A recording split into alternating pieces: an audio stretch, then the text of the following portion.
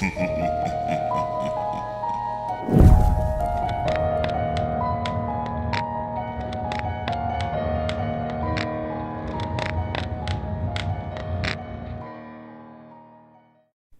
you ever had an experience that suggested that someone else was in your house and just thought, I don't want to know, and left it? You see, sometimes fear of the unknown just seems like the preferable option than facing a real concrete danger. Normally it's nothing though. I mean, one time the beeper function of my wireless house phone went off when I was the only one home. It could only be called from the living room. Another time, I swear, someone took some change from my desk. They're all probably just slightly disconcerting tricks of the memory, but what would you do when something truly suggestive happened? Would you run? Or just ignore it? Like I did. Last Monday was a normal day. I got up, brushed my teeth, changed into school clothes, all little parts of my morning ritual. It seemed like it would be another totally unnoteworthy day. Until I saw the strings. There were 3 or 4 thick twine strings in my room. They crisscrossed between the walls around my bed, one attached to the door. No way would I have missed them before. I should have tripped over them by all means. They were tied to pins in the walls, which had also not existed before 10 seconds ago. Nobody could have been in my room while I was in it, let alone set this up. It was early, and my brain wasn't processing correctly. I simply discredited the site, untied the strings, and left for school, leaving them balled up on my desk. It didn't get any better later. Outside my house there were hundreds of them, tied between houses, around cars, across streets. I thought this had to be some super elaborate prank, one of those hidden camera shows or a comedy improv blog. They had gotten everyone else to play along too. Passers-by were tangled in them, tying them to objects that they were walking towards and away from, as if they had been and were continuing to follow the course laid out for them. I nervously continued my journey to school. On the bus, everyone except me was tied to the door. At school, groups of friends were tied to each other. Teachers were tied to their desks and boards. Oddly enough, at this point, all I could wonder was why I had been left out. When my friend Lucy sat beside me in first period, she simply plonked her bag down on my lap and rested her chin in her hand, looking right past me to the window outside. "Hey, Lucy." No response. "Oh, come on, I didn't expect you to be in on this too." She sighed and started taking books from her bag.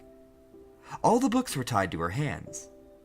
I grinned and yanked one of the strings off a book. She didn't seem to notice, though, instead simply disregarding the book completely, letting it drop to the floor without a moment's hesitation. I leaned down, picking up her book and placing it back on her desk. Of course, she took no notice. "Well, if that's how we're gonna play it," I smiled, trying to look playful but really just trying to hide my nervousness. I bundled all the strings attached to her together with one hand, then yanked them free. She blinked, turning to stare at me. "Holy shit, Martin, you're like a ninja or something." "What are you talking about? I've been sitting here for maybe 10 minutes. I smiled again, relieved that my friend had finally noticed me. "Where did all these strings come from?" she gasped, seemingly noticing them for the first time. "I assumed you were all fucking with me." She stood up now, backing into a corner. No one else in the class noticed. "They weren't here just a minute ago. Do you see them too?"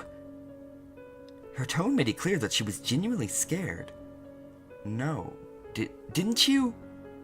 I was interrupted by my teacher slamming the door behind her. Everyone except me and Lucy murmured a good morning, and still no one seemed to pay either of us any notice.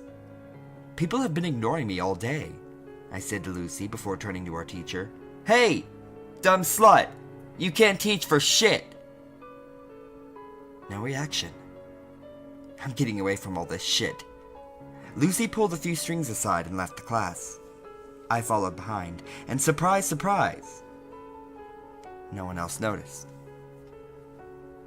We wandered the corridors, leaving and entering classes as we saw fit. Whenever we untied a chair or book from someone else, it was like that it suddenly didn't matter to them, like it didn't exist. I showed her the street outside. There were more strings than when I came in this morning, twice as many in fact. We carefully picked our way through the tangle, making our way to a nearby coffee shop. Not particularly grand, I know, but just what would you do in our situation? As I said, fear of the unknown sometimes seems like the safer option. On a few occasions, I suggested we untie a few more people. Lucy was opposed to it, remembering how terrified that she had been. In the coffee shop, we grabbed a couple of sandwiches and drinks from the fridge. We found a table, untied all the strings attached to the chairs, and sat down. We both ate in silence, both of us too scared. Both of us distracting ourselves by watching the strangers in the shop, oblivious to the strings. After 20 minutes, Lucy spoke up. "Now she's gonna take that sandwich," she said, pointing at a woman across the shop, and sure enough, she walked to the fridge and took the plastic-wrapped sandwich that she was tied to. "She pays for it and leaves." She did so, according to the prophecies of the strings. That man doesn't intend to pay. I then watched as a man took his coffee and ran out of the store, the two servers just looking too exasperated to go after him. "This is horrible," she whimpered. Let's go, please." Outside wasn't much better, though. Everyone just followed the string's instructions, going about their daily lives. Lucy announced that she was going home to sleep this off, and I agreed to walk her home. She only lived 10 minutes away. Away from the busier part of town, there were fewer strings. It was nicer. I could almost pretend that it wasn't happening.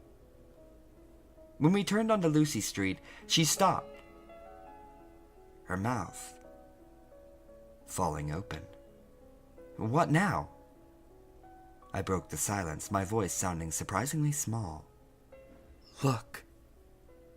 She pointed outside to one of her neighbors' houses. I saw it clearly, and I'll take my memory of that moment till the day I die. A dark little imp, maybe 3 feet tall, walking along with its knuckles on the ground, almost like a monkey. It had 2 bulbous yellow eyes taking up about half of its face, and no mouth, or any other facial features.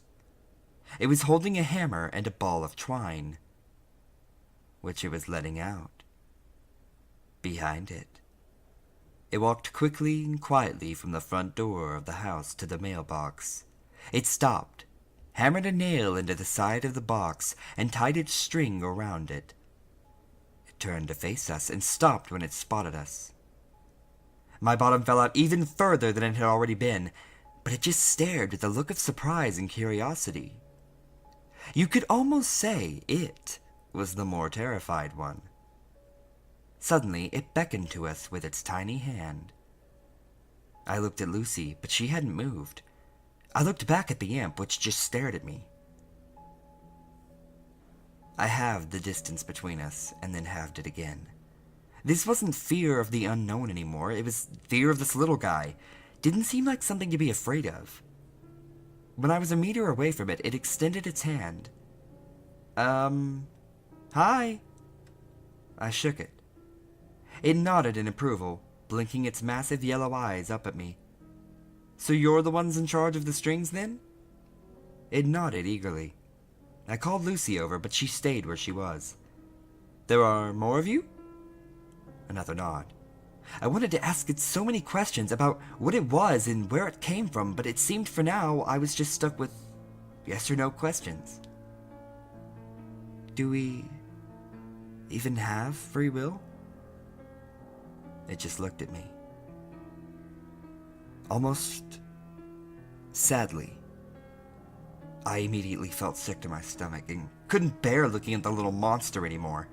I grabbed Lucy, who had been listening to our exchange, and now sat on the curb with her head in her hands, crying. "Come on."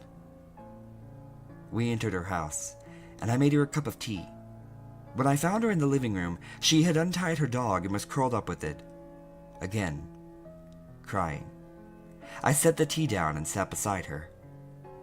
"I'm so scared," she whispered after a good 10 minutes of sobbing. But I didn't answer. I couldn't. "I'm going to sleep," she mumbled suddenly, and she was under within the minute. Sleep was starting to sound pretty good all of a sudden, and my eyelids suddenly felt like they were being weighed down. I collapsed to the rug, and the last thing I heard before I fell asleep was the scurrying of several sets of little feet nearby. I felt much better the next day, as if the whole affair had been a dream. I'd probably have believed that if I hadn't been awoken by Lucy's mother that morning, wondering what I was doing sleeping over without permission or something. Over breakfast, Lucy asked me why I looked so pale and nervous. I turned to her and smiled, mumbling something to her about feeling sick, but the truth was, I was scared because I couldn't see any strings. And I was wondering whether my actions were truly my own.